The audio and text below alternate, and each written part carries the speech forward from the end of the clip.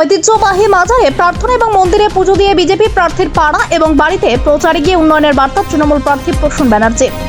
Dutch আমলের পীরের মাজারে দোয়া প্রার্থনা এবং 400 বছরের প্রাচীন ঐতিহ্যবাহী শিব মন্দিরে পুজো দিয়ে বিজেপি প্রার্থীর পাড়ায় বুধবার প্রচারে চাঁচল বিধানসভা তৃণমূল প্রার্থী প্রাক্তন আইপিএস প্রসূন ব্যানার্জি। এমনকি বিজেপি প্রার্থীর বাড়িতে তার দাদা বৌদির কাছে ভোট চাইলেন তৃণমূল প্রার্থী। বুধবার সকালে কলিগ্রাম এলাকায় গিয়ে প্রথমে বাজারে পীরের মাজারে যান প্রসূন, তারপর দৈনিক বাজারে মানুষের সঙ্গে জনসংযোগ করেন। ঐতিহ্যবাহী রানী দিঘির পাশে শিব মন্দিরে গিয়ে পুজো দেন। প্রতিশ্রুতি দেন তিনি নির্বাচনে জয়লাভ করলে এই দুটি প্রাচীন ধর্মের স্থানকে সরকারিভাবে সংরক্ষণ এবং সৌন্দর্যায়ন করবেন।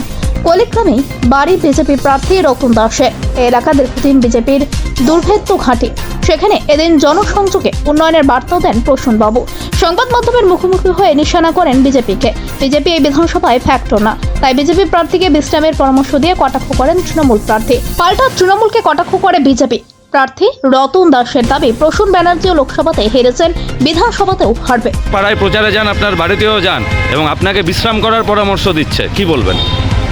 আমি তো প্রসূনবাবুকে এইটুকুই পরামর্শ দিব যে উনি যতই পরিশ্রম করুন, উনি একবার লোকসভাতে হেরেছেন, উনি আবার বিধানসভাতে হারবেন আমার কাছে। আর সবথেকে বড় কথা, উনি আমাকে বিশ্রামের কথা বলেছেন।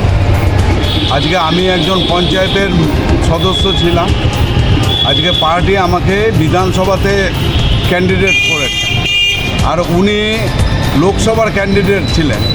হারার পরে উনি বিধানসভায় এসছেন, তো ওনার প্রমোশন হয়েছে না ডিমোশন হয়েছে সেটা সাধারণ মানুষ বলবে। আর উনি নাকি বলেছেন যে ডেভেলপমেন্টের কথা, এই কথা যদি উনি বলেন তাহলে পরে সবথেকে বড় লজ্জা যেটা খুব ভালো প্রশ্ন করেছেন এবং এটা অত্যন্ত একটি গুরুত্বপূর্ণ বিষয় আমাদের বিধানসভায়।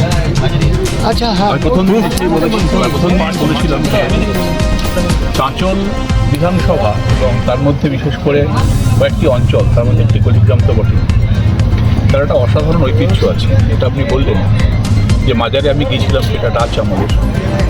এই মন্দিরও প্রায় অনেক পুরনো, 100 বছর। এখন এইগুলো আমাদের হেরিটেজ, এগুলো হচ্ছে আমাদের সব ঐতিহ্য।